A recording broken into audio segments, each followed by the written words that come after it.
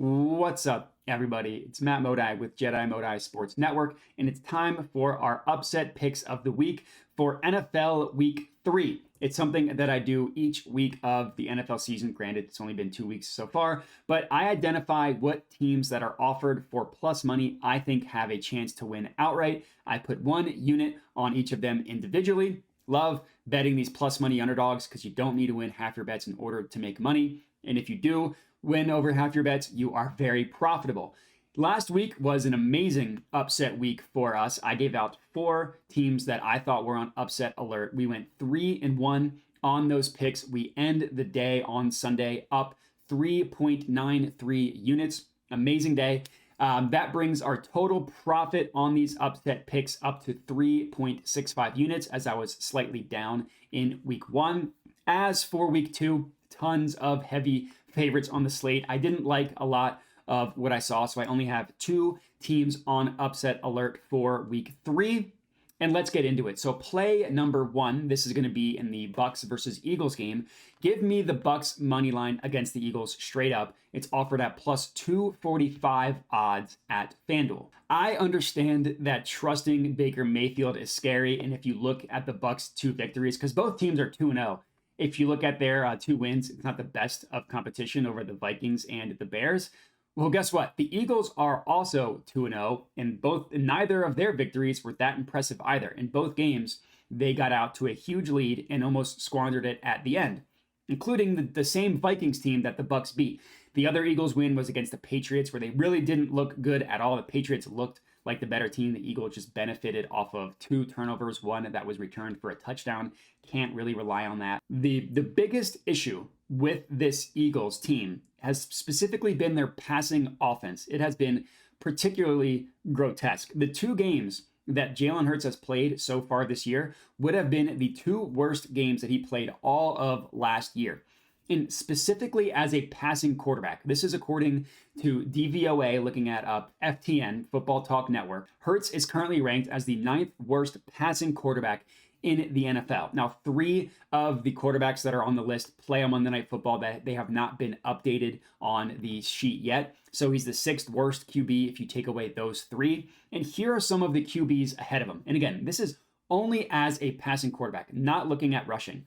Sam Howell, Desmond Ridder, Anthony Richardson, Josh Dobbs, Jimmy Garoppolo, and Baker Mayfield, the same quarterback that the Eagles will be playing, has graded out as a better throwing passing quarterback so far through 2 weeks.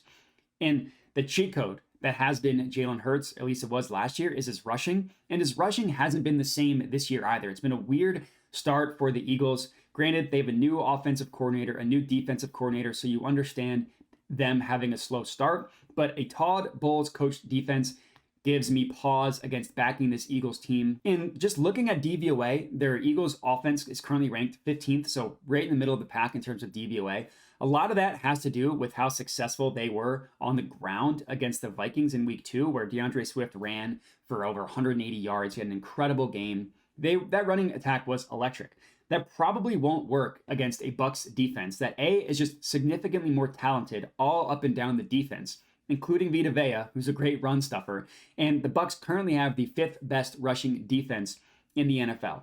The Eagles their pass rush, is electric. If there's one way that this game turns into a blowout, it's just that the Eagles continually hound Baker Mayfield. But with so many injuries in the Eagles linebackers and secondary room, I think that they're going to struggle to guard Mike Evans and Chris Godwin. And plus 245 odds is really, really good value. So that is our first pick for these dogs of the day for week 3. Next up, we're sticking with Monday Night Football. Give me the Rams over the Bengals. This is at plus 160 odds at Betfred. I'm sorry, I just don't understand why we continue to give the Bengals all this respect. This is now every game this year so far. Again, it's only been 3, but still, they've been favored. And they've looked horrible for 2 of the games so far. And those are the only 2 that they've played.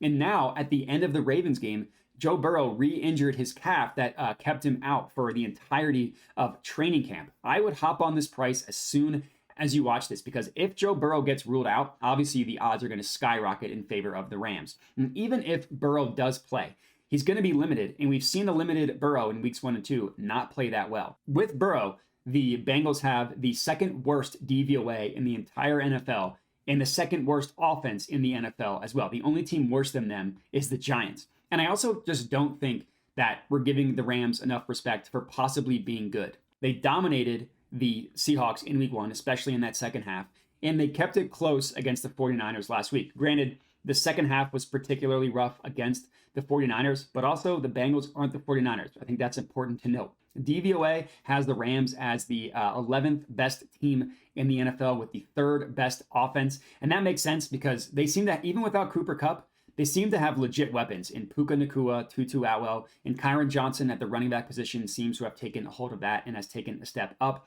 Defensively, not quite as good.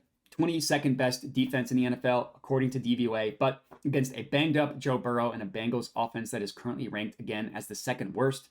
I'm not scared off of this matchup. I will keep fading the Bengals until they prove me wrong. So 2 upset picks for you guys for week 3. Not on purpose, but both of them happen to be the Monday Night Football games. All we need is one of these underdogs to win, and we are profiting.